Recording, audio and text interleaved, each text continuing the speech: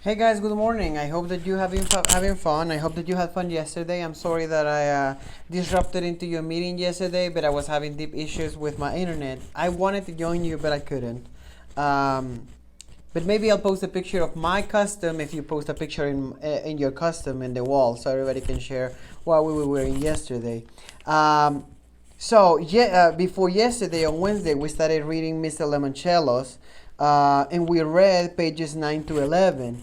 Just to make a brief summary on what we were reading, we read about Kyle and his brothers Mike and Curtis. And one of the questions that I gave you at the end of the story was what were the ages and the names of the brothers. And I think that I just gave you one question, but I don't really remember. Maybe you can post in the comments how many questions I gave you, because remember that at the end, when I ask for your assignments, you're gonna have to post in the assignment area all the pictures of the notebook that we have done. So don't forget that until I tell you, you need to post nothing.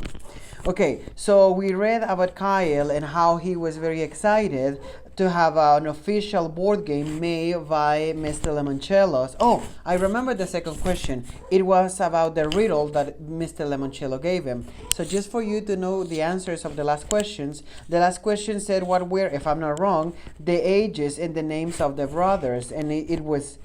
So you need to write, remember, complete sentences. So you would have to write the names are Kyle Keeley. I think that he was 11 years old. And then Mike Keeley, that he would, I don't really, oh, listen. Their ages are in page,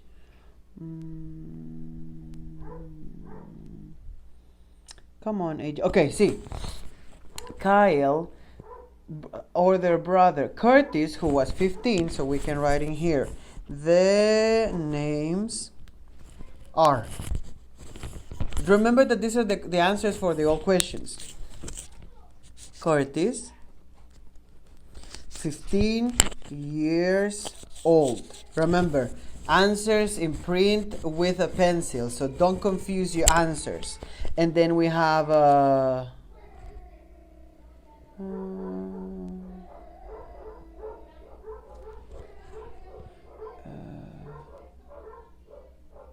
okay, Kyle, 12 years old. And then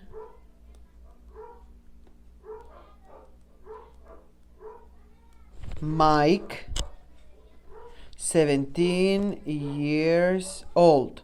So if you want to know the complete answer for the first question, it would be the names of the brothers are, and then you write the whole sentence. Curtis, 15 years old. Kyle, 12 years old. Mike, 17 years old. And for the second question that I gave you, what was the riddle? So you can write in there. The riddle Mr. Lemoncello gave them. Remember to write complete sentences or you're not going to have all the points. It's in page 10. It's the very small letters. And it says, find two coins from 1982 that add up to 30 cents and one of them cannot be a nickel. So that was the riddle. And then I think that we finished reading until the kind of like the last paragraph of that page where Kyle find the 1982 nickels in his father's workshop, okay?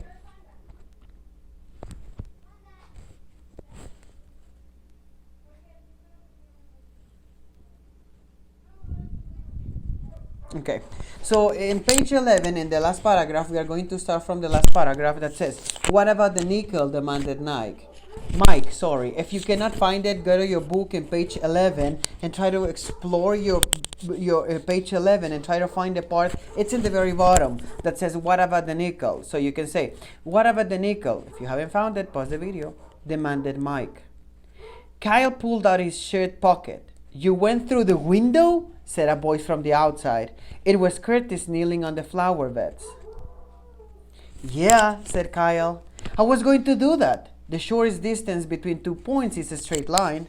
I can't believe you won, moaned Mike, who wasn't used to lose anything. Well, said Kyle, standing up and struggling a little bit. Believe it.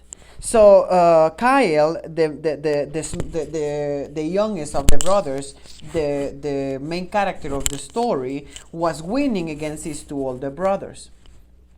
Well, said Kyle, standing up and struggling a little bit. Believe it. Believe it, brother, because now you two losers have to put all the young back. I'm not taking this back to Twinkie, said Curtis. He held up a very slimy knotted rope. Oh, yes, you are, said Kyle, because you lost. Oh, sure, you thought about using the window. Kyle, mumbled Curtis, you might want to shut up. What? Come on, Curtis, don't be such a sore loser. Just because I was the one who took the shortcut and kicked open the window and you did this, Kyle? Ooh, a new face appeared on the window. Their dad's. So he was in trouble because he broke the window in order to enter to the basement. Kind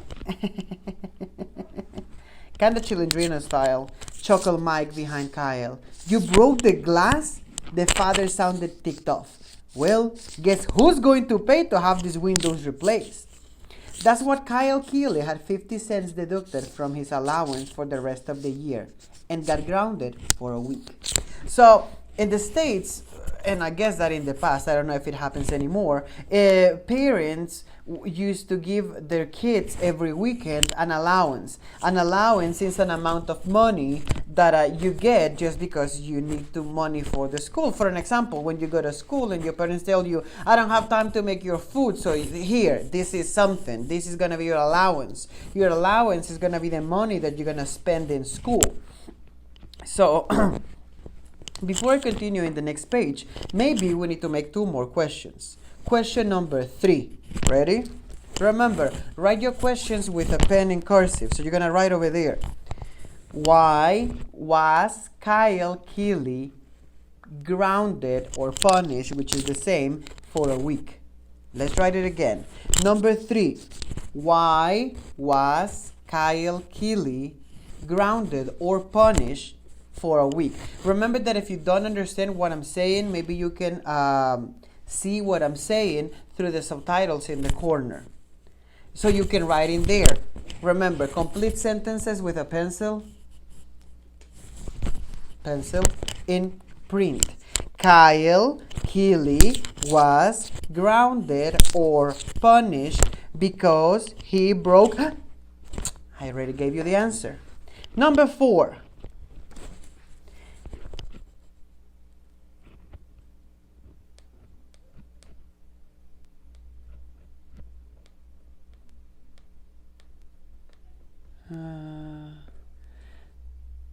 Oh, yeah.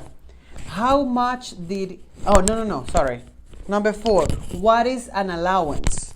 What is an allowance? If you don't have your book or if you're not looking at it, I'm going to spell allowance for you. Again, number 4. What is an allowance? A-L-L-O-W-A-N-C-E.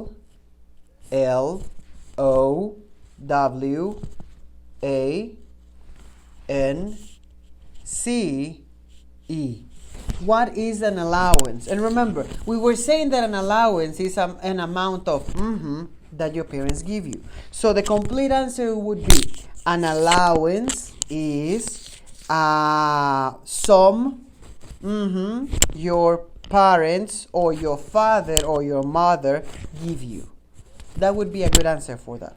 Okay, so let's explore the next chapter. Chapter number 2, page 13. Halfway across town, Dr. Janina Sinchenko, the world-famous librarian, was walking... Oh, sorry, wait. That's a pretty name. Dr. Janina Sinchenko, the world-famous librarian, was walking briskly through the cavernous building that was only days away from its gala grand opening, the new library. Alexandriasville New Public Library has been under construction for 5 years. All work had been done with the utmost secrecy under the tightest possible security. One crew did the exterior renovations on what had once been the small Ohio, that's where I go on vacations, on the small Ohio city's most magnificent building, the Gold Leaf Bank. Other crews, carpenters, masons, electricians, and plumbers, worked on the interior. No single construction crew stayed on the job longer than 6 weeks.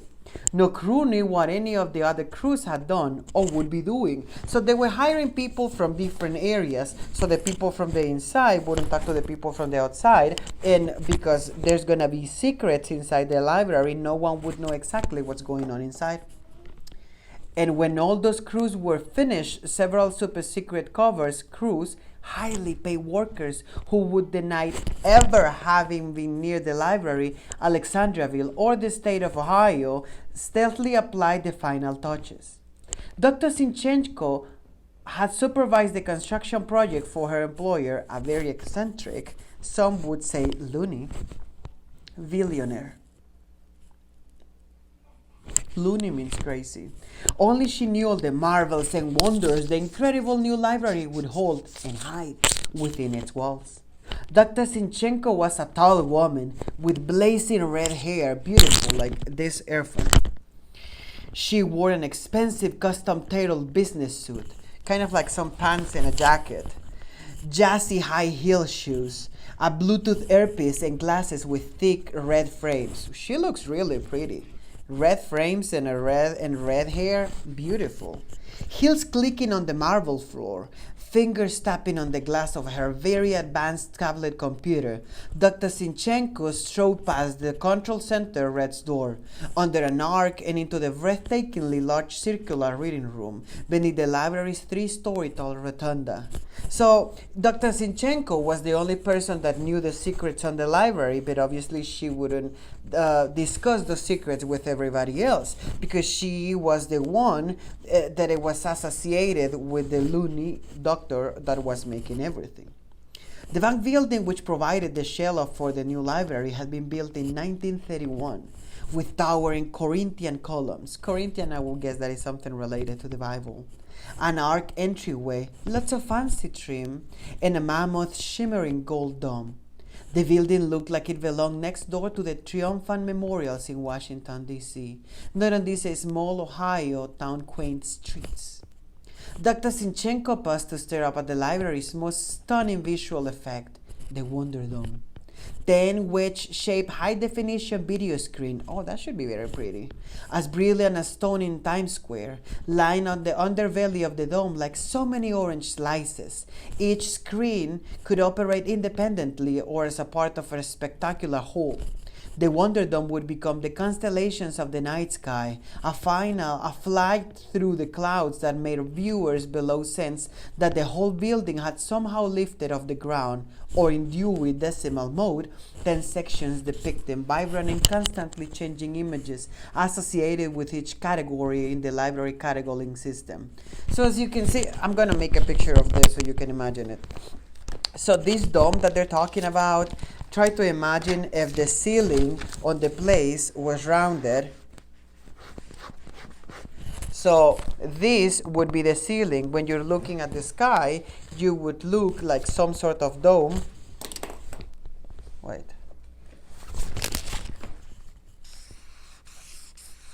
So the dome would look like this if you were staring up. I know this marker doesn't work. Sorry, guys. Let me change it. Oh, wait. Okay. Okay, I have a green one over here. So if people were standing there, it would look like this. Because people would be under the dome and they would be looking at the dome, but the dome would be made of it would be like an orange of screens. 10 screens together portraying different images. So when sometimes all of them together portray the same theme, people would look at the sky and they would see the sky at night or a storm, but in reality it would be only the screens portraying different images of what people wanted to see or what people in the library wanted other people to see. So we're going to stop over here. We're going to stop in page 14. So far, I'm not going to give you questions. I'm going to give you questions for the next time. Oh, wait. Sinchenko. So as much as I'm not going to give you questions, I'm going to continue. Okay. Dr. Sinchenko paused to stare up at the library's most stunning visual effect. Oh, no, I read the whole paragraph already.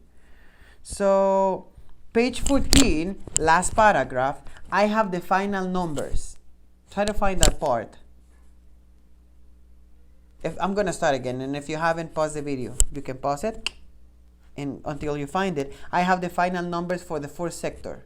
Okay, so I have the final numbers for the fourth sector of the Wonder Dome in Dewey mode, Dr. Sinchenko said in her Bluetooth earpiece. 1092. She carefully over-enunciated each word to make certain the video artist knew what specific number should occasionally drift across the foreground amidst the swirling social sciences montage, featuring a floating judge's gavel, a tumbling teacher's apple, and a gentle snowfall of holiday icons. The numbers, however, should not appear until 11 a.m. Sunday. Is that clear?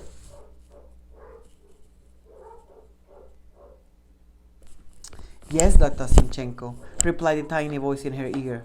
Next to Dr. Sinchenko started the holographic statues projected into the black crepe-lined recesses, cutting the massive stone piers that supported the arched windows from which the Wonder Dome rose. Why are Shakespeare and Dickens still here? They're not on the list for the opening night. Sorry, replied the library's director of holographic imagery, who was also on a conference call. I'll fix it. Thank you.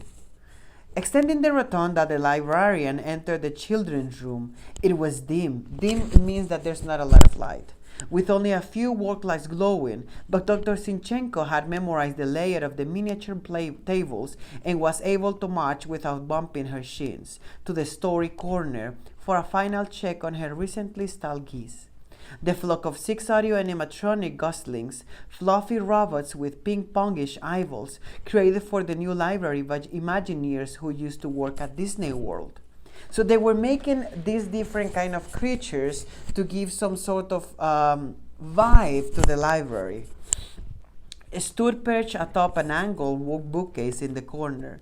Mother Goose in her bonnet and Granny Glasses was frozen in the center. I don't know if you know who Mother Goose is, but she's kind of like a cuentos y leyendas kind of like version on the States, because she tells different stories that are for children, stories and rhymes. This is Librarian 1, said Dr. Sinchenko, loud enough for the microphones hidden in the ceiling to pick up her voice.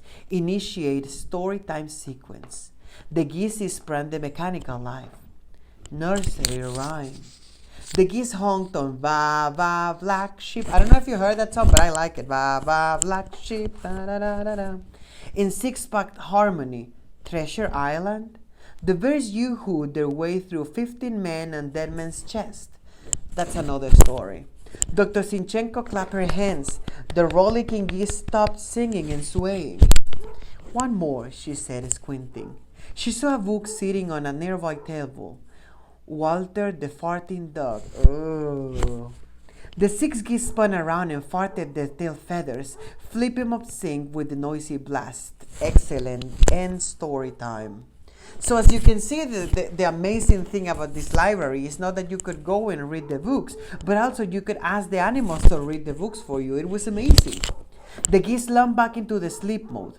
Dr. Sinchenko made one more tick on her computer tablet. Her final punch list was growing shorter and shorter, which was a very good thing. The library's grand opening was set for Friday night. Dr. Sinchenko, and her army of associates had only a few days left to smooth out any kinks in the library's complex operating system. Suddenly, Dr. Sinchenko heard a low rumbling growl. Turning around, she was eyeball to icy blue eyeball with a very rare white tiger. A tiger? In a library? Dr. Sinchenko sighed and touched her Bluetooth piece. Mrs. G, this is Dr. C. What is your white Bengal tiger doing in the children's department? Oh, I see. Apparently there was a slight misunderstanding. We do not want him permanently positioned in the Jungle Book. Check the call number 599.757. Right. He should be in zoology. Yes, please, right away. Thank you, Mrs. G. and like a vanishing mirage, the tiger disappeared. So as you can see, this is a very special library, because it's not a library where you go and you sit to read the books. Animals can pop out around you, and they can talk to you, and animals can tell you stories, and they can make an act about the stories that they're trying to portray or they're trying to tell you. So we will see later that if there's secrets hidden in here, then what is more secret and amazing than a white Bengal tiger? But maybe something even more amazing is going to show up.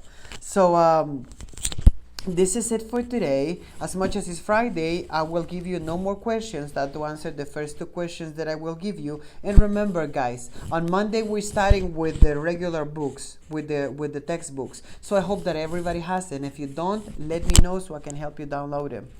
See you guys. Don't post anything on the stream, and don't post anything until I ask you. Bye, guys.